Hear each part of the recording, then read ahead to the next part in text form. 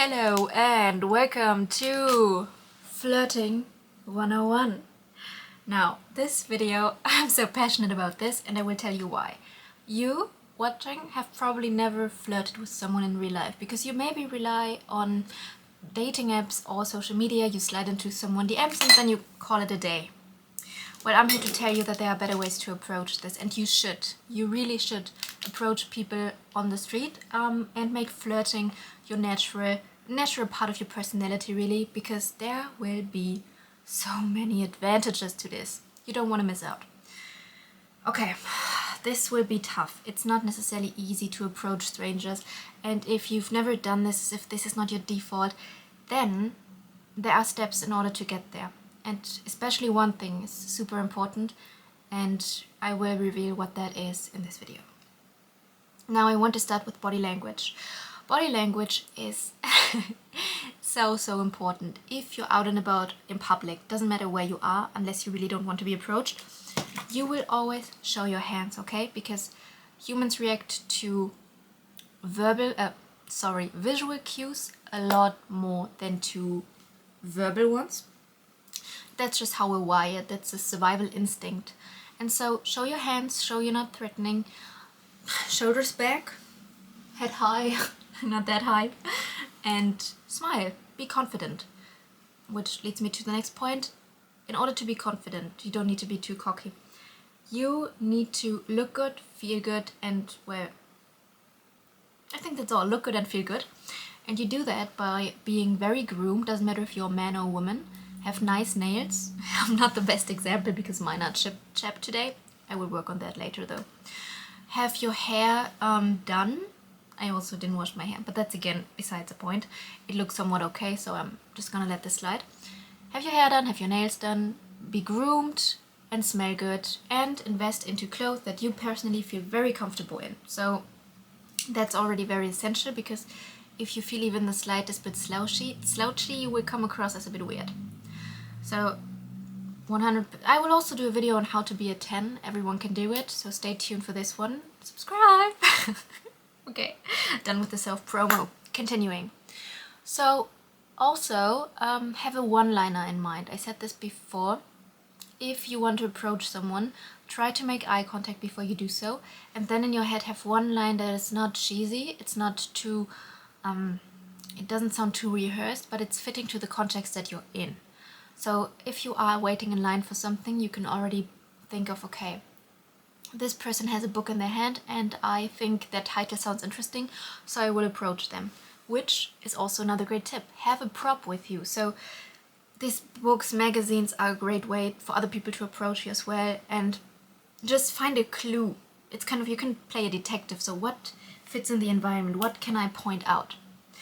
If you're insecure or clumsy, you can openly use that as a playful way to interact with that person. Let me explain. If you're a bit nervous, you can be very honest about being nervous. That's actually a very charismatic thing to do.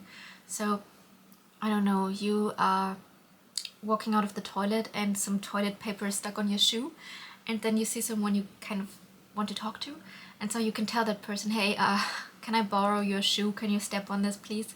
And then they step on and you're like, okay, so that was super embarrassing. That doesn't usually happen to me, but... And then you see how they react and, get into a conversation. But you can do that. And I think it's very important to approach people on the street, because if you do nothing, nothing ever happens. You can't wait your entire life away. You can't just wait to be introduced or for the perfect opportunity to come, and then after 10 years you'll realize, oh shit, this will never happen. You'll also realize that meeting people in real life feels so much more magical than online.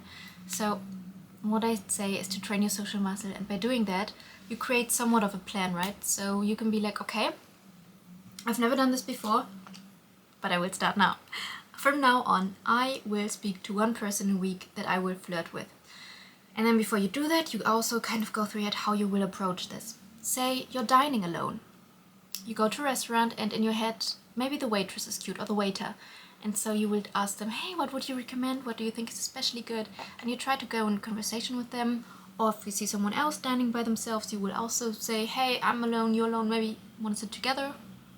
See what happens. If it's a rejection, it doesn't matter at all. Not everyone is ready to be flirted with, but that doesn't matter because it's an ego boost for you. And at the same time, you will get better. So after a while, quantity is more important than quality. It's also important because after a while you will realize that you will have more romantic opportunities, business opportunities, and maybe have new friendships that will emerge from flirting. It's also important to notice that, or to point out, flirting does not equal seduction. Now, flirting is really casual, it's fun, it's lighthearted, there is no stress. It's really just like cute little spark. Yeah, I want to talk to you, you seem interesting. That's it. Seduction is kind of having an ulterior motive, so getting someone into bed.